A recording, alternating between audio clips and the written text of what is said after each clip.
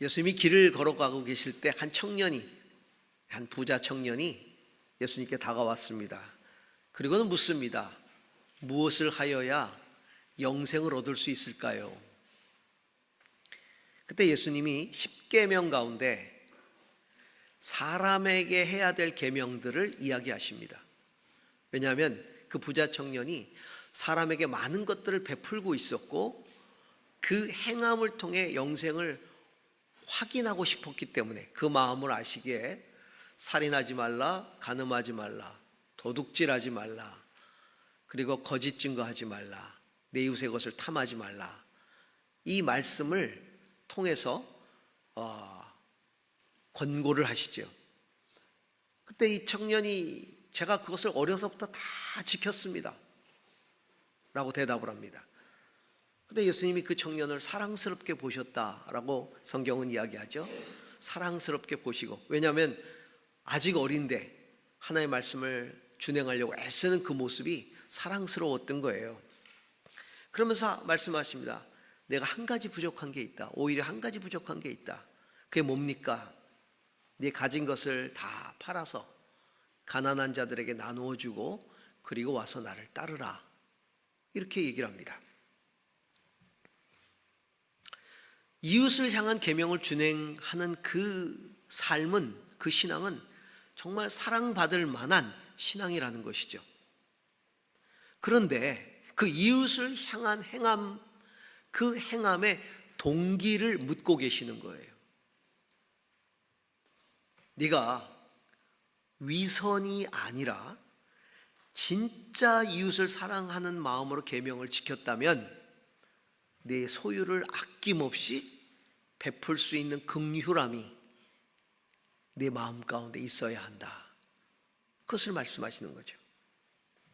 그리고 와서 나를 따르라, 예수를 따르라고 하는 것은 바로 그렇게 아낌없이 베풀고 주님을 따를 수 있어야 되는 그것이 예수님의 마음이라는 것을 나타내 주시는 거예요. 나를 따르라는 것은 그 마음을 품고 나를 따라야 한다는 것이죠. 성경은 그 청년에 대해서 이렇게 마무리를 합니다. 재물이 많아서 슬픈 기색을 하고 근심하며 돌아갔다. 이것은 어떤 내용을 우리에게 알려주는 겁니까? 그의 행함, 이웃을 향했던 그의 행함은 자기의 의에서 비롯되었다. 그리고 자기의 의를 통해 영생을 얻으려고 하고 또 그럴 수 있다고 확신이 들어서 그걸 예수님께 확인하려고 한 것이다 라는 거죠. 예수님은 정말 영생에 가까운 선행이 무엇인지를 우리에게 깨닫게 해주시는 거예요. 그러면서 스스로 천국과 가깝다고 여기고 영생과 가깝다고 여기는 율법학자들, 바리새인들, 종교 지도자들에게 주님이 이런 책망을 하십니다. 자, 마태복음 23장 한번 보겠습니다. 함께 읽습니다. 율법학자들과 바리새파 사람들아, 위선자들아, 너희에게 화가 있다. 너희는 박하와 회향과 근처의 11조는 드리면서 정의와 자비와 신의와 같은 율법의 더 중요한 요소들을 버렸다. 그것들도 소홀히 하지 않아야 하지만 이것들도 마땅히 행해야 했다. 하나님께 귀중한 것은 드릴 줄 알면서도 사람에게 행해야 될 것들, 정의라든가 자비, 긍휼, 신의 같은 이런 것들은 너희들이 행하지 않는다. 둘 다 중요하다라고 말씀하는 거죠. 또 누가복음 20장 46절에서 47절에 또 이렇게 말씀하셨죠. 율법학자들을 조심하여라. 그들은 예복을 입고 다니기를 원하고 장터에서 인사받는 것과 회당에서 높은 자리와 잔치에서 윗자리를 좋아한다. 그들은 과부들의 가산을 삼키고 남에게 보이려고 길게 기도한다. 네. 그들은 굉장히 종교적으로 자신을 나타내고 종교적으로 사람들에게 높임받기를 원하지만 실제로 그들은 가난한 과부, 어려운 자들의 것들을 갈취한다. 긍휼이 없다. 그러면서 외식한다는 거예요. 길게 기도한다는 건 외식한다 이런 뜻이죠. 여러분, 진짜 하나님이 기뻐하시는 신앙의 자리로 우리가 돌아간다는 것, 그것은 무엇일까요? 그거는 하나님의 마음으로 긍휼을 베풀므로써 하나님을 기쁘시게 하는 것을 말합니다. 하나님의 마음으로 긍휼을 베푸는 거예요.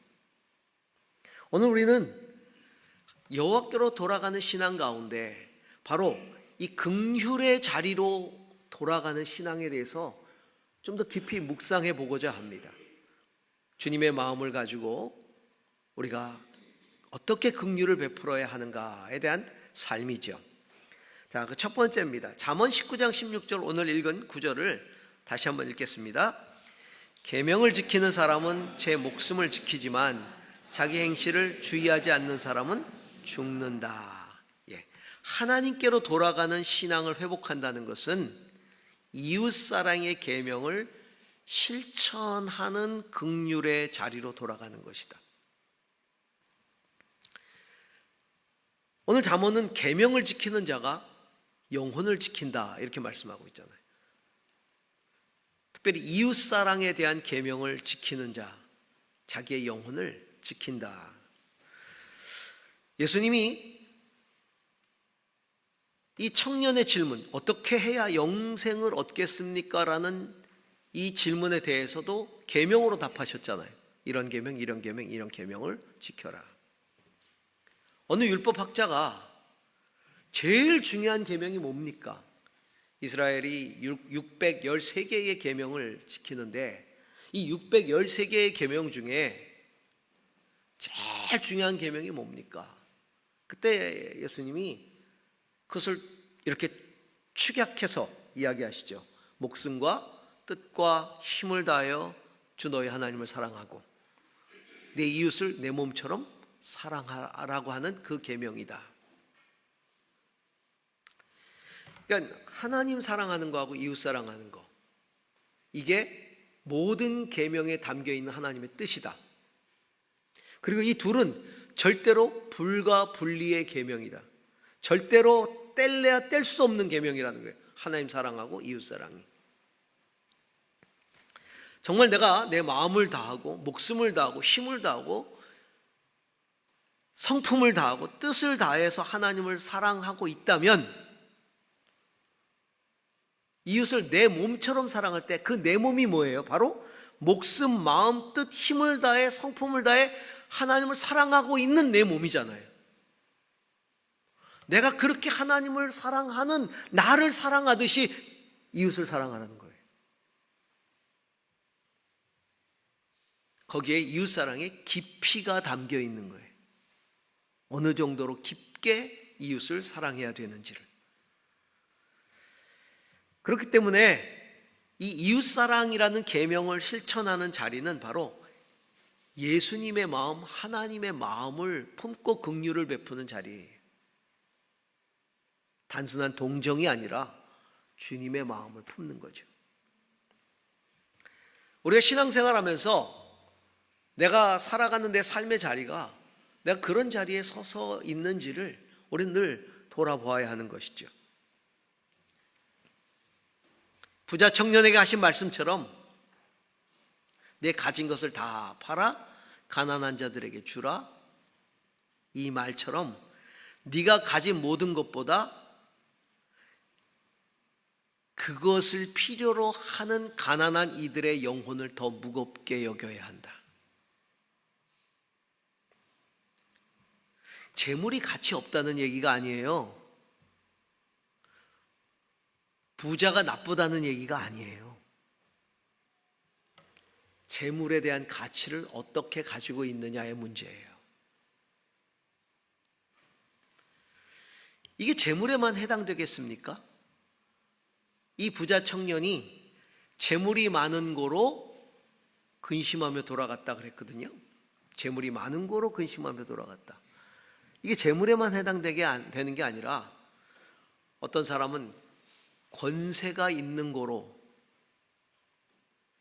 네가 가지고 있는 모든 권세를 눌린 자들을 위해서 써라. 이렇게 주님이 말씀하시겠죠.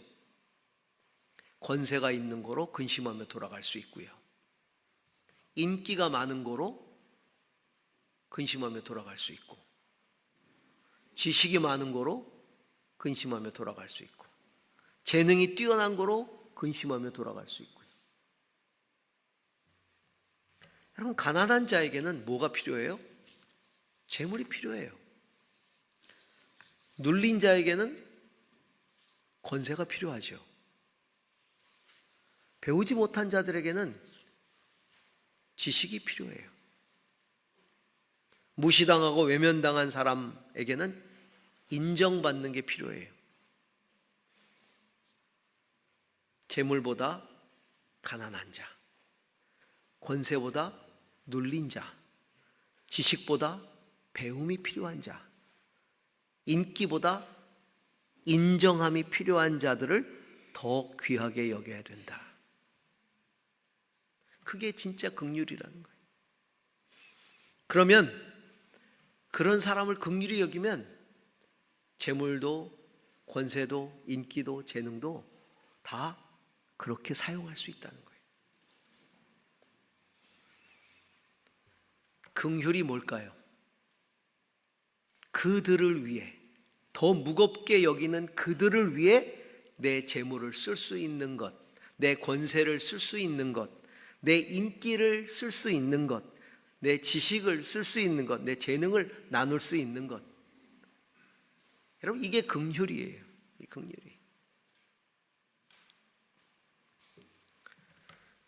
얼마 전에 보니까 유명한 아이돌 여자 가수, 그 아파트 불러가지고 떴던 그 가수가 아주 유명한 어떤 모임에 갔는데 사람들이 난리가 났어요. 난리가 났어요. 그거 보려고.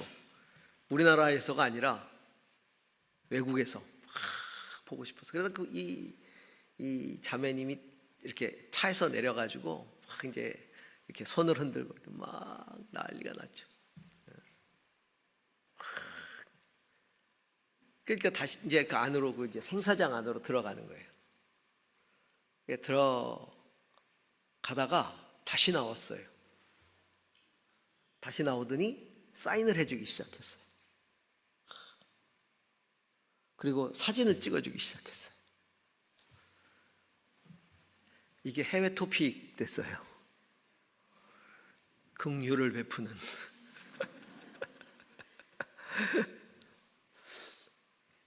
쉬워요. 아니, 사진 찍어주고 뭐 사인해주는 게 뭐 그렇게 대단한가요? 근데 그렇게 들어가다가 한 번 더 나와서 팬들을 위해서 서비스를 해줬다는 거예요. 그러면서 마음도 천사 같다. 그래요. 인기를 가지고 뭐 그렇게 하는 거예요. 그렇죠? 귀찮겠지만 팬들을 위해서 아마 들어가다 마음이 걸렸던 모양이죠. 한 번 더 해주고 싶어서. 그거 받아들고 울어요, 사람들이. 막 받아들고 울고요.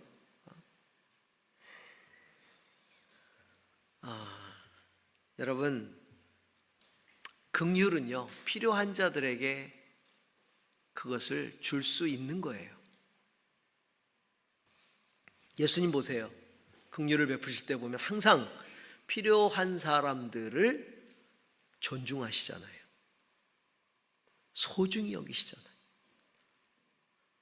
단 한 명도, 단 한순간도 마지못해 주는 것처럼 행하셨던 적은 없어요. 그 사람을 위해서 하셨어요. 그 사람을 가장 소중히 여기신 거죠. 이게 바로 공감함으로 긍휼을 실천하는 그런 모습이죠. 사회적으로 천대를 받고 심지어 종교적이고 관습적으로 불가촉 대상, 접촉해서는 안 되는 대상으로 여겨지는 사람들을 대할 때도 언제나 사랑과 존중으로 대하셨어요. 심지어는 불가촉인데 가서 만지시고 심지어는 밥을 같이 드시고 그렇게 하셨어요. 주님의 마음으로 이 사랑의 계명을, 긍휼의 계명을 실천하는 삶의 자리가 하나님이 기뻐하시는 자리다라는 겁니다. 하나님과 동등하시지만 동등됨을 취할 것으로 여기지 아니하고 인간의 몸으로 이 땅에 오시고 오히려 종의 형체를 가지셨고 급기야 십자가에서 우리를 위해서 죽으신 예수 그리스도의 마음을 품을 수 있기를 주의 이름으로 축복합니다. 자, 두 번째 이 긍휼의 자리라는 것, 잠언 19장 17절 같이 읽습니다. 가난한 사람에게 은혜를 베푸는 것은 주님께 꾸어드리는 것이니 주님께서 그 선행을 넉넉하게 갚아주신다.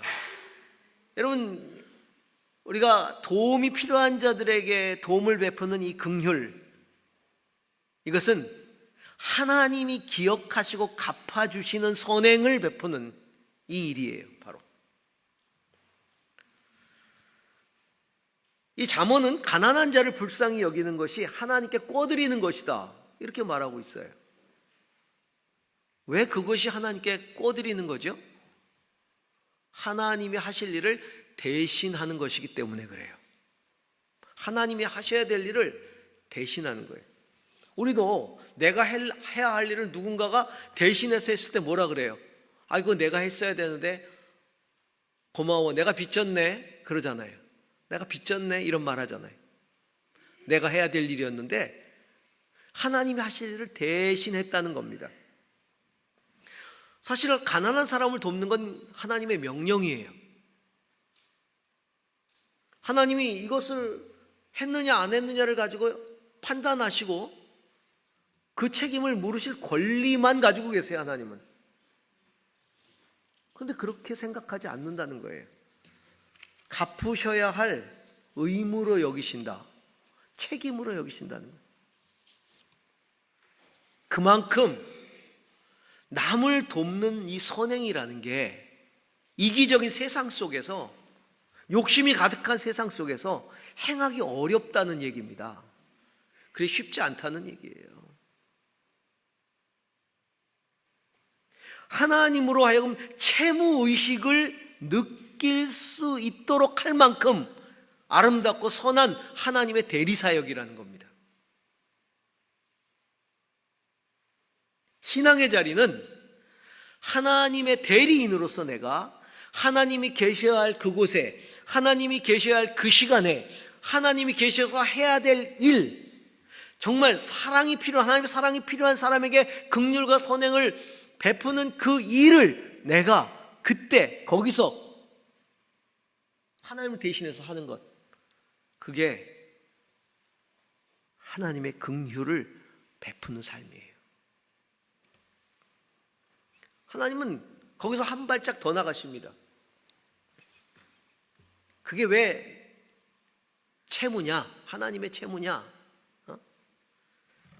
재림의 때 예수님이 비유를 들어주시면서 천사와 함께 보좌에 앉아서 모든 민족을 구분해서 심판할 것이다. 양과 같은, 염소와 같은 이렇게 나눠가지고 심판하시는데 그 기준이 뭐냐? 주님께 해드렸느냐 해드리지 않았느냐다. 주님이 줄일 때 먹을 것을 주고, 목마를 때 마실 것을 주고, 나그네 되었을 때 영접하고, 헐벗었을 때 옷을 입혔고, 옥에 갇혔을 때 돌보아 주었다. 그런 자들에게 예비된 하늘나라를 선물로 주겠다. 주님이 언제 그러셨습니까? 내가 주님께 한 일이 없는데요? 그때 주님이 말씀하시죠. 너희가 여기 있는 내 형제 중에 지극히 작은 자 하나에게 한 것이 곧 내게 한 것이다. 물론 그 반대도 마찬가지예요. 지극히 작은 자 하나에게 하지 않은 게 곧 내게 하지 않은 것이다. 그 얘기는 이웃을 향한 나의 선행을 주님이 주님께 한 것으로 여기신다는 거예요. 주님께 해드렸으니까 빚이라고 생각한다 겁니다.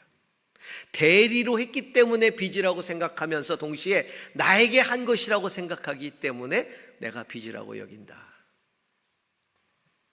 사랑하는 성도 여러분, 긍휼은 우리의 믿음을 증명하는 행함이에요. 이 세상에서 우리의 믿음을 증명하는 삶을 살다가 나중에 주님이 갚으시는 저 영광의 나라에서 주님과 함께 동행하는 삶 살 수 있기를 주의 이름으로 축복합니다. 마지막으로 오늘 베드로전서 말씀을 한번 보겠습니다. 3장 8절에서 9절입니다. 같이 읽습니다. 마지막으로 말합니다. 여러분은 모두 한 마음을 품으며 서로 동정하며 서로 사랑하며 자비로우며 겸손하십시오. 악을 악으로 갚거나 모욕을 모욕으로 갚지 말고 복을 빌어주십시오. 여러분으로 하여금 복을 상속받게 하시려고 하나님께서 여러분을 부르셨습니다. 우리가 긍휼의 자리로 돌아간다라고 하는 것은 구제하고 선행을 베푼다라는 의미와 동시에 그 긍휼이라는 게 용서를 포함하고 있다. 용서하는 자비로움, 그것도 해당된다는 겁니다. 예수께서 우리에게 베푸신 긍휼의 최정점이 뭡니까? 속죄의 긍휼이에요. 속죄. 남에게, 어려운 자들에게, 가난한 자들에게 돕는 건 물질로 필요를 채워주는 거죠. 하지만 이건 영혼의 필요를 채울 수는 없어요. 사죄는 영혼의 필요를 채우는 거예요. 주님은 그 우리의 죄를 사하시기 위해, 우리의 영혼의 필요인 영생, 구원, 그걸 해결하시기 위해서 주님이 십자가에 죽으셨어요. 우리 죄를 대신해서. 우리를 정말 불쌍히 여기시고 용서하시고자 하는 주님의 마음과 의지가 없다면 주님이 이 일을 하셨겠습니까? 그냥 아버지가 하라 그랬으니까 그냥 십자가에 그렇게 죽으셨겠습니까? 아니에요. 예수님의 마음속에는 아버지 하나님의 마음이 있는 거예요. 아버지가 이 사람들을 얼마나 사랑하시면 나를 보내서, 하나밖에 없는 나를, 그 아들을 보내셔서 그 아들을 십자가에 죽이기까지 그렇게 해서라도 이들을 살려내시고 용서하시고 구원하고자 하는 그 아버지의 사랑, 그 마음, 그 자비, 그 긍휼, 그 아버지의 마음을 알기 때문에 예수님이 이 땅에 오셔서 그 마음으로, 그 의지로 십자가를 지신 것이죠. 그래서 베드로 사도는 그 주님의 용서를 경험했기 때문에 오늘 성경에 있는 대로 같은 마음을 가지고 서로 동정하고 사랑하며 자비로우며 겸손하라, 이렇게 이야기하면서 악을 악으로 갚지 말고 모욕을 모욕으로 갚지 말고 오히려 복을 빌어주라, 이렇게 얘기하고 있는 거예요. 여러분, 하나님이 그렇게 하셨잖아요. 하나님을 모욕하는 사람들을 모욕으로 갚지 않으시고, 하나님에게 악을 행하는 자들 악으로 심판하지 않으시고, 그들을 동정하시고 사랑하시고 자비를 베푸시면서 겸손을 베푸시면서 그 아들을 십자가에 죽게 하셨잖아요. 그래서 예수님은 제자들에게 부탁하신 거예요. 너희가 이 사랑을 경험했다면, 깨달았다면 70번에 7번이라도 용서하고 원수를 축복하고 그를 위하여 기도하라. 이런 자들이 하나님의 복을 받을 것이다 라고 말씀한 거잖아요. 여러분, 의인이 누굽니까? 물론 자기의 삶이 의로운 자들도 의인이겠지만 나를 의롭게 하신 하나님의 은혜를 깨달아서 그 은혜로 남을 대하되 하나님의 사랑으로 그를 용서하고 축복하는 사람이 의인인 것입니다. 그런데 어때요? 우리가 일반적으로 신앙이 있다고는 하지만 다 나에게 잘해주는 자들을 선대해주고 나하고 상관없거나 나를 힘들게 하는 자들에게는 거리를 두잖아요. 그러면서 우리는 이렇게 얘기합니다. 이런 마음을 가져요. 내가 그 사람한테 보복하거나 악하게 하지 않는 것만으로도 괜찮은 신앙이다. 나에게 용서나 선대나 축복 같은 건 기대하지 마라. 내가 보복하지 않은 것만으로도 내가 신앙이 있기 때문에 그렇게 하는 거야. 그러면서 용서, 선대, 축복하고는 선을 긋잖아요. 여러분, 이게 정말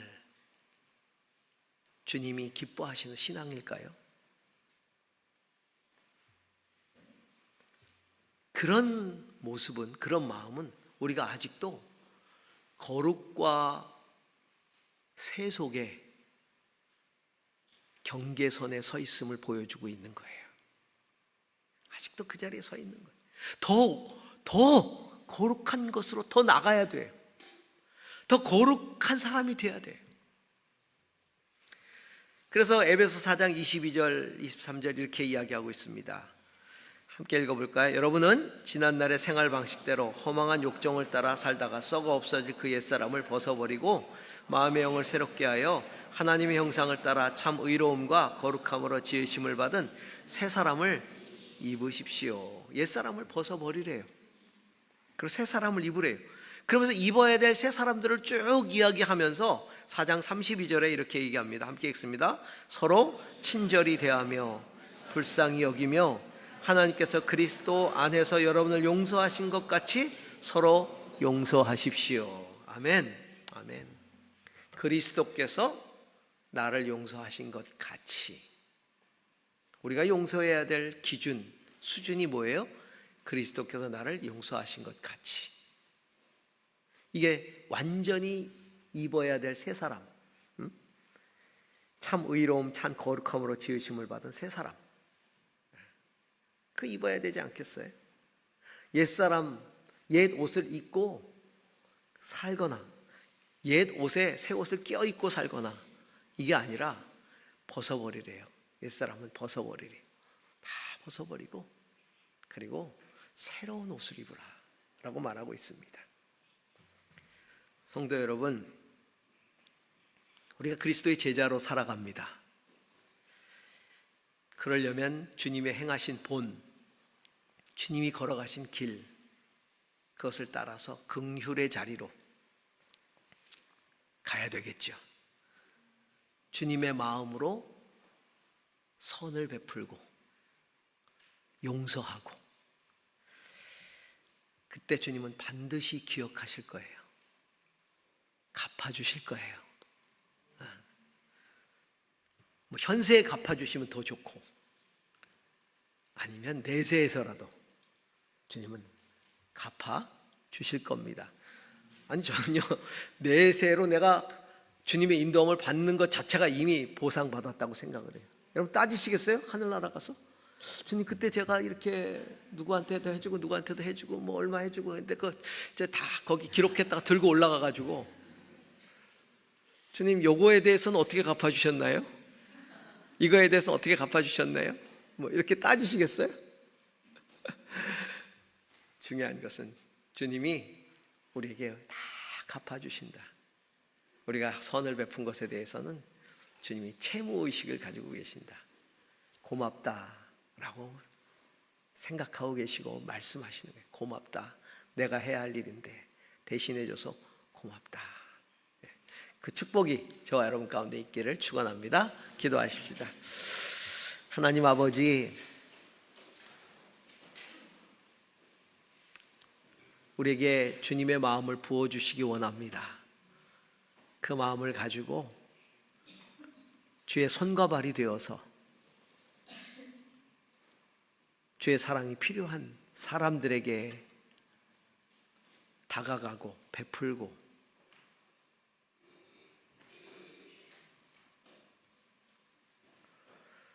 그들에게 그 사랑을 전하고 또한 주님의 용서가 필요한 사람들에게 용서를 실천하고 주의 은혜를 함께 나누는 그런 삶을 살아가게 하옵소서. 예수님 이름으로 기도합니다. 아멘.